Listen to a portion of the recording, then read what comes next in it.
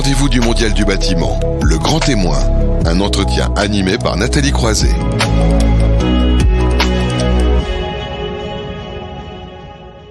Bonjour à vous toutes et vous tous, je suis ravie de vous retrouver pour ce rendez-vous du Mondial du bâtiment en live depuis les studios de Bâti Radio. C'est déjà la 15e édition et donc le Mondial du bâtiment approche à grands pas puisque ce sera du 3 au 6 octobre prochain à la Porte de Versailles à Paris, un retour à Paris, donc Porte de Versailles à Paris. Et donc les organisateurs Aix-France, la FISP et Uniclimat continuent de vous informer à travers cette émission à tous les premiers vendredis du mois. Batimat, Idéobain et Interclimat vous propose cette émission qui vous permet de décrypter les grandes tendances dans le secteur du bâtiment et évidemment aussi dans le secteur de la construction. Alors on a parfois des thématiques, on va dire un peu en filigrane tous les mois et on va beaucoup parler d'innovation. Ce mois-ci, ça sera le cas avec le grand dossier dans un instant où on verra la formidable saga des innovations dans le bâtiment. Mais parlons plus globalement d'innovation. C'est pourquoi on est ravis d'accueillir en tant que grand témoin Loïc Dosseur. Bonjour. Bonjour Nathalie. Qui est donc directeur général de Paris & Co, alors une agence de développement économique et d'innovation justement dont vous allez nous parler. On va rentrer un peu plus en détail. On va pas parler que de bâtiment avec vous, mais c'est ça qui est intéressant, c'est de parler globalement d'innovation, qui est un mot, j'allais dire peut-être un peu tarte à la crème, qu'on utilise un peu à toutes les sauces. Donc on va mieux voir ce qu'il y a derrière tout ça. Mais d'abord, évidemment, puisque vous êtes là, pour ceux qui ne vous connaîtraient pas encore, présentez cette agence Paris & Co. Merci Nathalie. Donc effectivement, comme vous l'avez dit, c'est une agence de développement économique et d'innovation. Une fois que j'ai dit ça, je n'ai pas dit grand-chose. Un point important, c'est qu'on a un acteur associatif. C'est une organisation associative qui est riche d'une centaine de collaborateurs et qui travaille très étroitement et grâce au soutien de la ville de Paris, de la métropole du Grand Paris, je tiens à le préciser, parce qu'il y a cette dimension publique qui est au cœur de notre activité.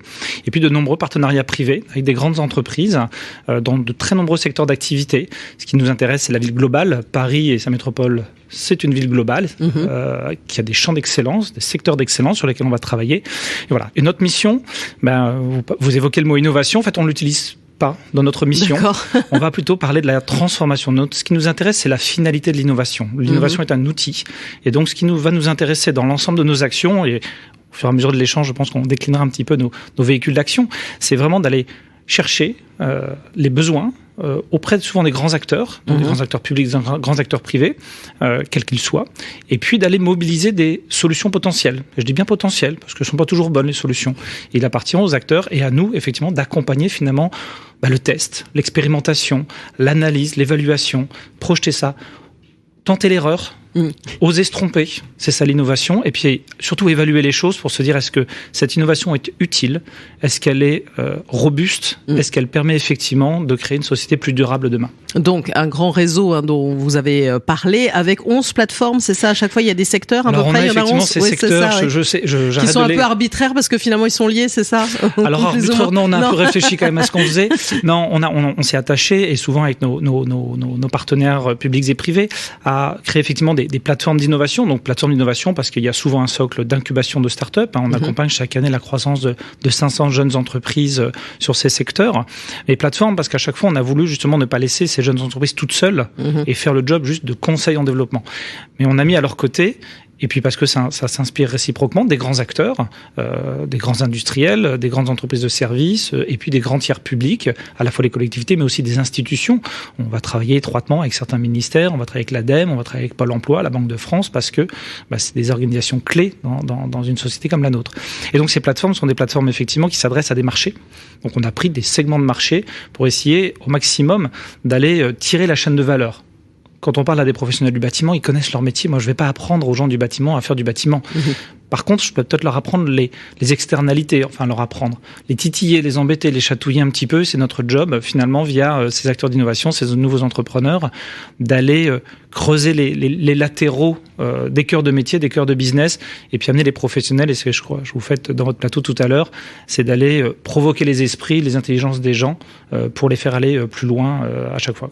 Exactement. Alors, dans tous ces angles-là, et on parlera du bâtiment tout à l'heure, parce que vous avez l'aspect ville durable dont on va parler. Il y a le sport, la santé, l'alimentation durable, le tourisme, l'événementiel, c'est ça, l'édition numérique, les industries culturelles aussi et créatives, évidemment la fintech, l'insurtech, c'est quoi ça en fait? L'insurtech, c'est l'assurance. Voilà, tout simplement, c'est insure. Les technologies au service, on pourrait dire l'assurtech si on parle de...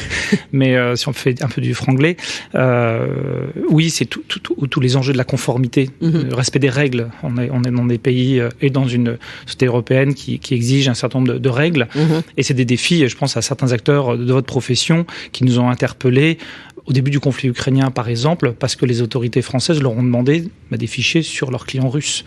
Et comment extraire très rapidement des fichiers de qualité en respectant des règles d'anonymat à certains endroits, c'est une grande complexité. Donc c'est là qu'on peut s'introduire avec effectivement certaines solutions technologiques. Et certaines solutions technologiques, il y a aussi la transformation des RH, l'évolution du monde du travail qu'on a vu on va dire de plein fouet avec la crise sanitaire qu'on traverse. Tout à fait. Et c'est aujourd'hui, je crois, la demande la plus forte que l'on a de l'ensemble de nos partenaires.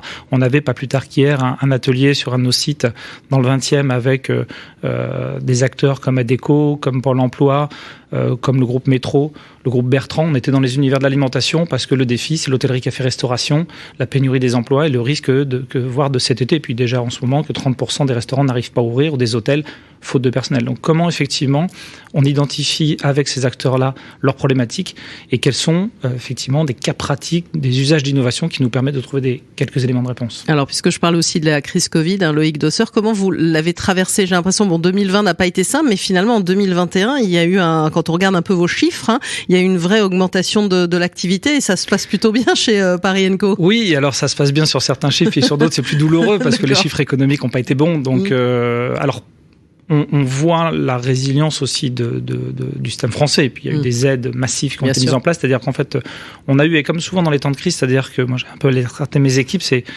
l'avantage de l'âge, j'ai vu passer d'autres crises. Je pense à la crise de 2000, celle de 2008.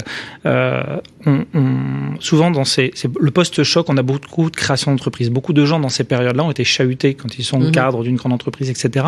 Ont été chahutés sur certaines certitudes. Souvent, ils se retrouvent au chômage aussi, tout simplement.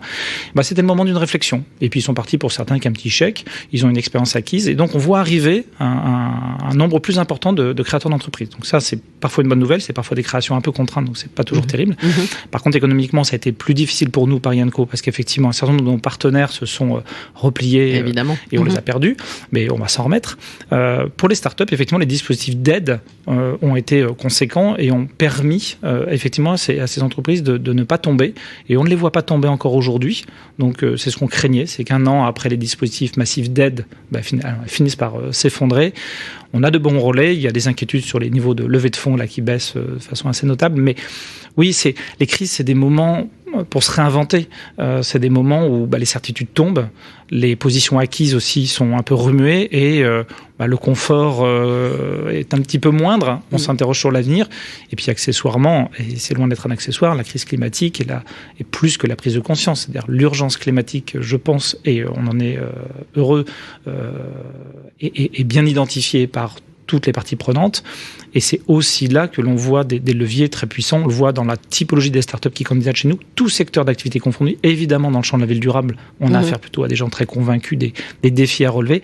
Mais on le voit aussi, on parlait à l'instant des fintech, on voit arriver dans ces univers du paiement, de la banque, etc., des solutions qui réfléchissent l'avenir écologique de la planète. Qui l'intègrent dès le départ, dès le départ. C'est ce que vous et puis sentez. Il nous appartient, nous, d'envoyer des signaux très forts en disant de toute façon, on retiendra vos startups dans nos dispositifs uniquement si vous nous envoyez des signaux d'une volonté d'agir, une volonté d'apprendre ces démarches-là. Donc, si vous n'êtes pas tout propre au début, c'est pas très grave, mais inscrivez-vous dans une démarche de progrès. Oui, alors ça, c'est intéressant parce que tout à l'heure, en introduction, quand vous parliez d'innovation, vous dites que vous parlez de transformation. Et de plus en plus, on voit arriver le mot, on a envie d'évacuer le mot transition écologique parce que ça a une notion, on transite, donc on prend un peu notre temps, on va dire, alors qu'on a une vraie urgence et que le rapport du GIEC nous le rappelle. Même beaucoup d'experts disent, on a dit 3 ans, mais c'est pas 3 ans, c'est maintenant qu'il faut, et on est dedans. Et je crois que avec ce qu'on peut traverser, on voit bien que déjà on vit vraiment le dérèglement climatique. Et donc cette notion de transformation écologique pour vous, c'est vraiment ce à quoi vous assistez aussi, Loïc Dosseur. Oui, et puis on a une responsabilité. Paris & Co est une organisation associative, on a une mission d'intérêt général. On sera encore là, alors je m'amuse toujours à dire ça, mais à mes équipes et puis à des tiers, c'est-à-dire Paris & Co sera encore là dans 20 ans. Plein d'organisations travaillent sur les défis d'innovation. Je ne sais pas s'ils seront encore là dans 20 ans. En tout cas, nous, on a une responsabilité parce que justement, on a ce support de la ville de Paris, de la métropole, qui seront également là dans 20 ans et seront co-responsables de l'État, effectivement. Alors, on va parler de notre belle métropole, mais en tout cas, on porte une responsabilité. Cette responsabilité, on doit la mettre en œuvre, on doit être cohérent par rapport à cet esprit-là. Et donc, effectivement, dans l'ensemble de nos actions, et c'est sur le plan écologique, mais c'est la cohérence économique par rapport à ça, et c'est évidemment social. On parlait de l'emploi tout à l'heure. Donc, c'est ce triptyque qu'on n'a pas inventé, bien évidemment. Je vous apprends rien en parlant de ce triptyque, mais qui est au cœur de notre action et sur lequel on veut s'inscrire. C'est-à-dire que Paris Syndco, dans l'intégralité de ses actions et de ses choix, doit, et donc on a encore du chemin parce qu'on est loin d'être parfait aujourd'hui, mais c'est quelque chose qu'on inscrit typiquement dans notre projet stratégique à l'horizon 2025, de devenir une organisation qui intègre dans l'intégralité de ses mécanismes de choix et de fonctionnement ces enjeux-là. Donc quand on construit des partenariats avec des grands opérateurs, on doit poser des schémas d'exigence et on pourra parler par exemple d'un petit sujet qu'on avait évoqué autour de la low-tech. Qu'est-ce que ça veut dire on va y arriver parce que c'est typiquement en lien aussi avec le sujet du bâtiment. Donc on va y arriver. Mais pareil, quand on travaille typiquement, et j'aime bien reprendre l'exemple de la fintech parce qu'il souvent il chatouille un petit peu. On parle de technologie, on parle d'une consommation énergétique massive. Néanmoins, le moyen de paiement et la monnaie en général et les outils de la régulation, les outils de des conformités sont clés dans nos sociétés. Comment agissons-nous sur ces objets-là de façon cohérente, responsable, ne pas être dans le déni, de ne pas être ni dans le déni des défis climatiques, économiques et sociaux, mais pas plus dans le déni des technologies qui arrivent et que l'on risque de subir parfois. Et on n'arrête pas un train en marche qui nous fonce dessus. Quand les GAFAM lancent le métaverse, quand Mark Zuckerberg s'amuse avec ça, qu'est-ce qu'on en fait ? Qu'est-ce qu'on se raconte comme histoire ? Est-ce qu'on le regarde et on saute dessus à bras ouverts en se disant « Ah, c'est merveilleux » ou est-ce qu'on réfléchit un petit peu et on se pose ? Et typiquement, sur ce genre d'objet, nous, notre réflexion va être de dire « On ne va pas répondre métaverse, on va répondre éthique du numérique. Oui. » Qu'est-ce que ça veut dire ? Que veut-on ? Donc, revenir à la finalité, revenir à l'expression des besoins, au juste besoin, dans effectivement ces éléments parfois de sobriété, simplement, d'aider, je ne vais pas y arriver ce matin, détechnologiser parfois un certain nombre d'éléments de réponse. Et dans le bâtiment, on peut avoir des choses très intéressantes à exprimer quand on repart du smart building. Et partant de là, effectivement, c'est de poser les choses, de se redonner du temps. L'innovation est souvent une machine qui veut tourner à pleine vitesse, qui subit beaucoup de signaux exogènes. À quel moment ? Et la société française et européenne, je crois, a un rôle absolument fondamental dans ces domaines-là. À nous de prendre notre part de responsabilité. Et je suis raisonnable par rapport à ce qu'est Paris Syndco dans ce paysage, mais je pense qu'on a une capacité d'influence. Bon, alors vous avez évoqué beaucoup de sujets sur lesquels on va rebondir avant d'arriver au bâtiment, mais je voulais vraiment parler, vous l'avez commencé à aborder justement, le numérique. Je vous entends bien, c'est pas le numérique pour le numérique, pas le tout numérique, on en parle partout. Et c'est vrai que même les intervenants qu'on peut avoir ici disent oui, mais il faut que ça soit aussi un outil. Et en plus, tout le monde n'y a pas encore accès aussi, faut le dire. Et est-ce que tout le monde doit y avoir accès ? Oui. À un moment ou à un autre, d'avoir des zones blanches numériques, on le voit, se créer aujourd'hui des parcours touristiques dans des zones blanches. Alors, c'est parfois malheureux pour les gens qui vont y habiter, qui auraient besoin des services, parce que tous les services publics, typiquement, aujourd'hui, sont dématérialisés et qu'il n'y a plus de guichet de proximité.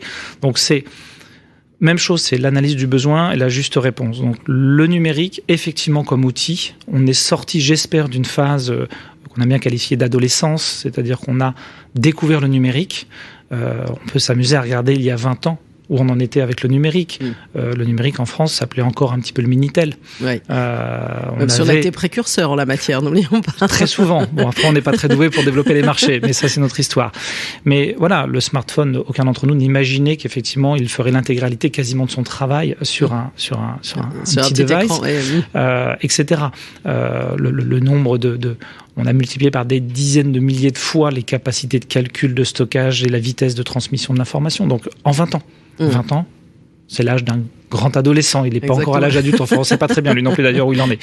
Et on est un peu dans ce moment-là. Donc, c'est le moment, effectivement, de dire, est-ce qu'on veut passer à l'âge adulte ? Est-ce que ce numérique, on le met au bon endroit, au bon moment ? Est-ce qu'effectivement, de temps en temps, on ne s'autorise pas même à le mettre complètement de côté ? Parce qu'on peut revenir à des choses beaucoup moins... Et ce n'est pas seulement une question climatique, c'est aussi des questions de bien-être sociétaux. On sait à quel point, effectivement, certaines addictions peuvent naître de l'usage du numérique, certaines formes de désociabilisation. Et je parle pas de ce que les réseaux sociaux peuvent entraîner comme discours peu structuré. Je vais rester raisonnable dans le terme. On va rester poli. Mais voilà, donc on veut réinterroger ça à chaque fois. Et effectivement, si je prends les startups de Paris Co, elles sont, pour 90% d'entre elles, assis sur le numérique. C'est un outil. Ouais. Mais comme l'Internet l'a été, puisqu'on ne parlait pas de numérique il y a 10 ans, on parlait d'Internet uniquement.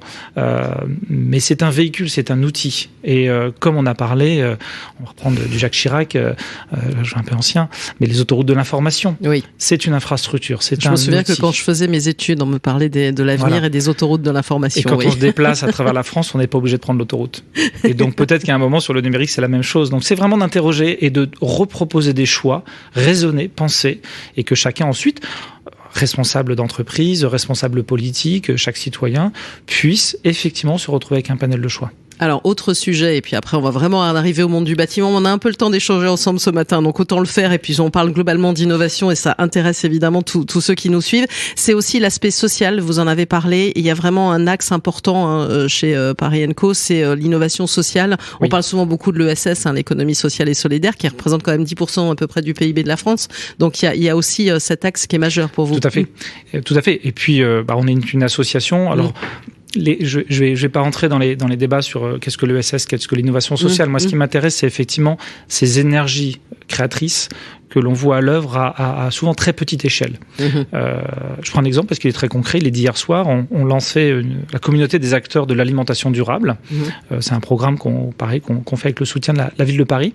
Le but, c'est d'identifier et de mobiliser et d'accompagner en professionnalisation tout un ensemble et pardon du terme, de micro-acteurs, mais c'est souvent des gens seuls, ou de toutes petites équipes avec des modèles économiques pas encore très structurés, mais des gens qui en fait sont capables d'une innovation au sens propre, vraiment dans les usages, dans les pratiques, qu'une grande organisation ne peut pas faire.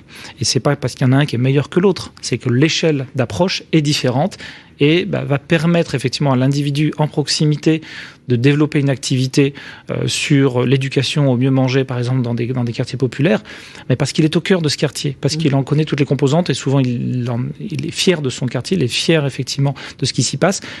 Et en même temps, il voit très bien qu'il y a des leviers d'action. Cette innovation sociale, elle nous intéresse parce que justement, elle vient percuter des schémas parfois descendants, très massifs, très macro, et qui sont même chose. Moi, mon job n'est pas de juger le bien et le mal. Je ne sais pas faire de toute façon ce genre de choses, mais de considérer les deux. Et que notre société a besoin des deux.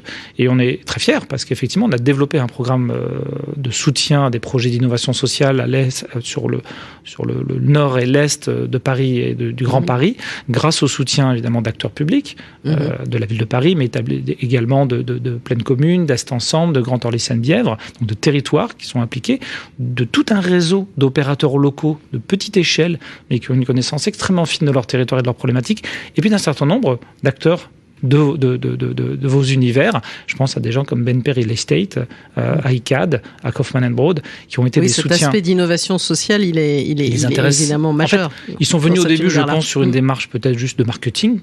Ils nous ont donné des sous parce qu'ils se sont dit, tiens, on les aime bien, on va faire plaisir. Et puis très vite, heureusement, les dirigeants, les cadres de ces maisons-là sont venus avec nous voir les choses. Ils ont participé à la sélection des projets. On a reçu plus de 1000 candidatures. 1000 candidatures. Sur l'incubation, j'ai donc 15 programmes d'incubation, on reçoit 3000 candidatures par an. Et là, sur ce seul programme qui est émergent, on en a reçu 1000. Donc ça demande sur un morceau de Paris et du Grand Paris, même pas toute la métropole. Ça démontre en fait cette énergie incroyable, ce maillage de proximité. Ce sont des réponses à chaque fois, des défis économiques, bien sûr, mais souvent des défis sociaux parce qu'on est face à des entrepreneurs, on les qualifiera comme on voudra derrière, mais qui ont détecté des besoins et qui ont construit une réponse. Seuls, ils ne pourront pas le faire à la bonne échelle. Souvent, ils risquent effectivement de devoir s'arrêter parce que c'est très fragile. Donc, notre job, notre capacité d'accompagnement doit les aider à grandir. Et ce soutien des grandes entreprises, il s'est transformé pas seulement en un soutien financier pour faire le programme, mais en un soutien par l'action. Et aujourd'hui, effectivement, la réflexion, par exemple, sur les pieds d'immeubles des bâtiments dans ces universités, l'utilisation effectivement d'un certain nombre de surfaces qui étaient habituellement dédiées au commerce, mais on a du mal à trouver des preneurs stables aujourd'hui. Et la réflexion avance sur le fait d'un usage différent grâce à l'innovation sociale de ces pieds d'immeubles. Il faut revoir des modèles économiques. Il ne faut pas attendre le même loyer. Bon, on va y arriver normalement. Si c'est que ça, quand c'est qu'un problème d'argent, à la fin de l'histoire, on y arrive. Voilà, donc on commence à aborder finalement à travers cette approche d'innovation sociale la question de la ville et la ville durable, qui est l'un des axes aussi, on va dire, de développement et en tout cas d'attractivité de Paris & Co. Alors, ce sur quoi vous travaillez spécifiquement, vous avez parlé de low-tech aussi avec l'univers du bâtiment, puisqu'on y arrive aussi, on est quand même dans le rendez-vous du mondial du bâtiment. Donc, Oui, la low-tech, c'était notre dada. En fait, on s'est amusé. Ce monde de l'innovation, il est plein de buzzwords. Il y a des mots qui surgissent, tout le monde, on fait des rapports à droite, à gauche, il y a des grands scientifiques qui nous expliquent plein de choses, et d'ailleurs absolument passionnantes. On peut s'amuser avec les mots. On parlait d'Internet, à un moment ça a été quand même le grand sujet, le Web 2, et puis Big Data, et puis Blockchain, et puis on arrive à la low-tech aujourd'hui, alors qu'il ne fait pas encore trop de bruit, mais nous on va faire du bruit avec la low-tech. La low-tech, l'approche qu'on a voulu avoir, en fait, c'est en écoutant effectivement des chercheurs qui nous ont parlé un peu de ces sujets-là. Quelques personnes en avance de phase, comme Philippe Biwix, par exemple, de l'AREP, qui depuis 10 ans tape du poing sur la table. Oui, qui a écrit d'ailleurs des ouvrages sur le fait que aussi la technologie, entre guillemets, va pas tout révolutionner. Il y a une autre façon d'aborder la technologie. Complètement, et qu'on est probablement allé plus loin, et donc d'où le low, qui n'est pas une opposition au high, forcément. J'ai bien aimé, c'est Eric Donnet de Groupama Immobilier qui, lors de la restitution de nos travaux il y a une semaine, disait en fait on devrait parler de la soft tech. Oui. Et j'aime bien cette idée, je la préfère à la low tech qui est descendante, on exprime un truc quelque chose par le bas. Soft tech, c'est vraiment ça l'intention, c'est-à-dire on veut parler d'une sobriété, de réfléchir le rôle de l'innovation effectivement dans la construction. Donc c'est construire plus sobre, plus frugal, sobre, qu'on évoquait déjà ici avec Philippe Madec. Robuste. Cette robustesse, elle est déterminante. Quand on a mis des capteurs partout pour faire de le smart building, on s'est fait plaisir, et puis à la fin de l'histoire, on s'est tous retrouvés. Je pense que dans ce joli bâtiment où nous sommes, et moi je le vis sur l'ensemble des sites de Paris & Co, on a une dizaine de grands sites. On a fait de la technologie sur nos bâtiments, on a des incubateurs, donc on veut que ça claque. Bon, à une certaine heure, on sait que les capteurs pour allumer la lumière sont un peu en panne ou ils sont sales, et donc du coup, on agite les bras à 18h dans les salles de réunion. Enfin, je pense qu'on a tous vécu ça. On est là, pour moi, on a perdu parfois le sens du geste de l'individu, de la responsabilité de l'individu pour éteindre la lumière. Appuyer sur un bouton, c'est quand même pas d'une complexité inouïe, et je crois qu'aujourd'hui, massivement, les gens... Et puis, certains oublient, donc on met des petits stickers pour dire, au fait, vous souvenez-vous, il faut éteindre la lumière. Revenons à des choses parfois très simples, on compte sur l'individu, plutôt que de compter sur des technologies qui, à l'installation, coûtent cher, à l'exploitation, à l'entretien, nous coûtent très cher. Et aujourd'hui, est-ce qu'on doit se retrouver dans le bâtiment avec les mêmes problèmes que le monde de l'automobile, où il y a des usines qui ferment, parce qu'on n'a pas les matériaux, parce que les ressources rares sont en Chine, sont coincées dans le port de Shanghai. Il y a des chaînes entières, il y a des ouvriers en chômage technique aujourd'hui, et il y a vous voulez acheter une voiture aujourd'hui, c'est des délais entre 6 et 14 mois. Tout à fait. Est-ce qu'on doit arriver à ça dans le bâtiment parce qu'on a mis de la technologie pas forcément très utile. Enfin, dans le monde de la voiture, aujourd'hui, on vous propose plus d'une soixantaine d'options. Ouais. Alors, on ne les propose plus parce qu'elles sont natives. Certaines d'entre elles mériteraient d'être interrogées. Et donc, ce sont donc des cas concrets sur lesquels vous avez travaillé avec des acteurs du bâtiment sur cet aspect low-tech. Oui, on a réuni, on retrouve un certain nombre de nos amis, dont BNP Real Estate, chez Groupama Immobilier, mais c'est également SNCF Immobilier, GRDF et Grand Paris Aménagement, dans un premier temps. Donc, 5 partenaires vraiment structurants de cette démarche.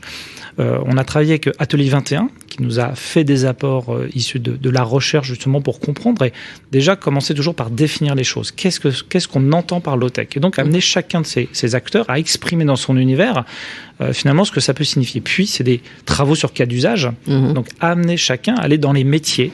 Donc, faire un think tank, oui, mais on veut le do tank à chaque fois. On veut la pratique. Si on n'embarque pas les métiers, on a en face de nous des directions de l'innovation, de la RSE ou du top management qui est assez enthousiaste parce qu'on vient réfléchir à des belles choses. Et puis on sait ce que ça va donner, ça frappe shit. Si on embarque les métiers, si on embarque effectivement les opérateurs effectivement de ces maisons qui sont, et là on est très clair, les mains dans le béton, les mains dans le bois, je l'espère de plus en plus, mais qui sont dans cet acte de construction, on ne peut pas se raconter n'importe quoi. Ils vont nous ramener à des réalités. C'est absolument ça dont on a besoin. Donc, on a demandé à chacun des acteurs de venir avec des cas d'usage et on va les explorer. Et puis après, c'est le travail d'itération entre partenaires parce que l'expérience de l'un est profitable à l'autre. On met tout ça en musique ensemble, on délivre et on est arrivé à un geste d'écriture d'un manifeste qui a été signé par les acteurs que j'ai cités, que Paris & Co a signé également, que j'ai là sur la table, ce petit manifeste. Et j'en profite que tous les acteurs, on invite effectivement, il a été publié dans le Monde Cities. Le but de ce manifeste, c'est d'interpeller On ne cherche pas à faire une proclamation révolutionnaire, loin de là. On veut juste informer. Et je veux dire un peu comme sur le défi climatique, c'est-à-dire vous ne pourrez pas nous dire demain que vous n'étiez pas au courant. Il y a des solutions. Sur le site de Paris & Co, ce manifeste, où est-ce qu'on le trouve ? On va le trouver. S'il n'y est pas encore, on va le trouver. Vous l'avez en exclusivité mondiale devant vous. En tout cas, il a été publié dans Le Monde, donc on peut le retrouver dans Le Monde Cities. Il est inévitablement, je pense, sur notre site. Mais sinon, il le serait. Je pense que l'équipe, j'espère, l'écoute et m'écoute. Et on va le mettre, en tout cas. Mais oui, le but du jeu, c'est que... Et puis, il y a la signature du manifeste, c'est une façon de dire oui, je m'engage. Et on a des engagements qui sont raisonnables. On sait aussi le défi de transformation. Mais il faut agir, il faut s'y mettre. Donc vraiment, cette low-tech, je reprenais un peu les mots-clés parce que sinon je vais les oublier. Mais oui, on parle de sobriété, la notion du réparable. Oui. Et elle est fondamentale, et même le réparable dans le bâtiment, de robustesse. Le réemploi aussi. Le local et l'économique. Le réemploi, bien sûr, à la clé. Le local et l'économique. Donc, on doit avoir une robustesse économique, sinon ça ne marche pas. Question de l'utilité, de l'humain et de l'accessible. Et à partir de là, effectivement, quand on a ces différents points, ça nous permet de créer un cadran d'analyse d'un projet, savoir s'il est plus ou moins low-tech. Et c'est un outil de progrès. Et c'est aussi de l'innovation dont on parle. Alors finalement, cette interview, 30 minutes, ça passe très vite quand on parle de plein de choses passionnantes. J'ai envie aussi peut-être de vous demander la vision. Vous avez, alors on l'a vu récemment sur le salon Vivatech, Emmanuel Macron a promis d'atteindre au moins 100 licornes françaises à l'horizon 2030. On a l'impression, vous le montrez vous-même, vous accompagnez des startups, mais il y a aussi les grands groupes. Faut pas oublier les PME, les ETI qui ont un rôle central à jouer. Alors ça vous évoque quoi ces mots de, allez, il nous faut 100 licornes? Voilà, ça m'indiffère absolument. Je trouve, et je fais pas. Mon rôle n'est pas de faire de la politique. C'est-à-dire qu'à un moment, il y a 3 millions d'entreprises en France. Nous, on accompagne 500 jeunes boîtes à peu près par an.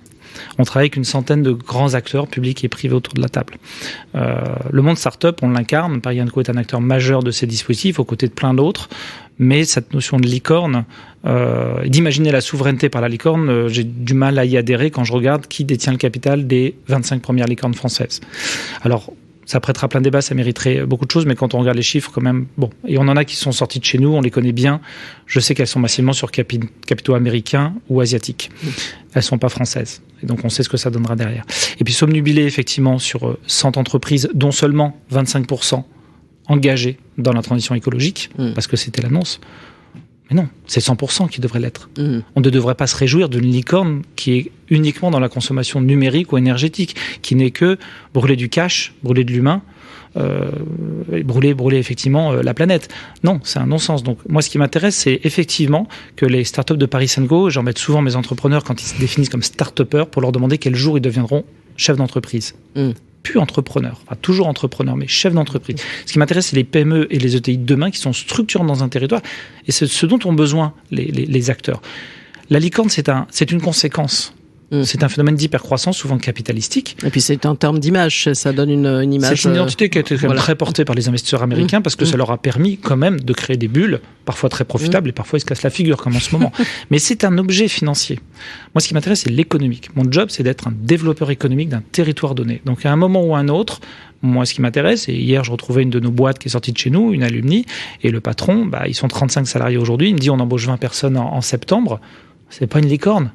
Mais cette boîte, qui travaille sur la spiruline, elle a un développement, je ne sais pas s'il est harmonieux, mais en tout cas de grande qualité, structuré, il est solide, parce qu'il est assis effectivement sur son business. Il est assis sur la valeur de son produit, la qualité du service de ses équipes, et il vend des choses. C'est devenu une PME, et c'est une très belle chose. Donc on veut travailler énormément dessus, à la fois sur ces PME d'innovation qui sont récentes, et surtout ne pas oublier le tissu de PME-ETI qui est très riche en France, contrairement à ce qu'on se raconte de temps en temps. On a des boîtes extraordinaires, sont souvent leaders dans leur domaine, sauf qu'elles souffrent aujourd'hui de plusieurs maux. Des difficultés de recrutement, parce qu'elles ont un problème d'image ou de localisation. Elles n'attirent plus, elles n'attirent pas bien. Elles ont des problèmes parfois de gouvernance, parce que c'est des structures qui sont souvent familiales, qui se sont assimilées progressivement. Elles ont des défis face aux enjeux environnementaux. Elles ont parfaitement conscience des défis, mais elles ne savent pas trop comment les adresser. Évidemment, le sujet du numérique et de la donnée, bien sûr, la gestion de la donnée. Donc, c'est autant de sujets sur lesquels on va travailler avec elles. Voilà, et qui sont typiquement aussi souvent des acteurs aussi du bâtiment dont on parle. Merci beaucoup à vous, Loïc Dosser, donc le directeur général de Paris & Co, d'être intervenu en tant que grand témoin sur ce sujet de l'innovation, où finalement on a vu les enjeux qu'il y avait derrière. Alors, pour parler du programme de cette matinée, le rendez-vous du Mondial du bâtiment. Justement, on va parler des innovations dans le bâtiment, dans le grand dossier dans un instant. On parle toujours de rénovation énergétique dans les territoires et vous avez parlé de la dimension des territoires. On verra le projet MO à Caen. Pour ce qui est du décryptage réglementaire, on reviendra sur la réglementation des fluides frigorigènes aussi. Ça aussi, c'est un aspect en termes aussi, on va dire environnemental qui est important. On va aussi dans les métiers d'avenir, parce qu'on parle de métiers d'avenir, on va voir le CFA de demain et on va prendre la direction du centre Val-de-Loire. Dans améliorer nos lieux de vie, on va parler de la ventilation et la qualité de l'air qui est quand même un sujet majeur et qui est en train de monter. Construction 4.0, c'est la construction de demain et on parlera du rôle de l'architecte dans la construction modulaire, parce que parfois il y a des interrogations sur ce rôle-là. Et enfin, on terminera par tendance et design où on zoomera sur l'éclairage domestique. Voilà encore un programme très chargé. On se retrouve dans un instant pour le grand dossier.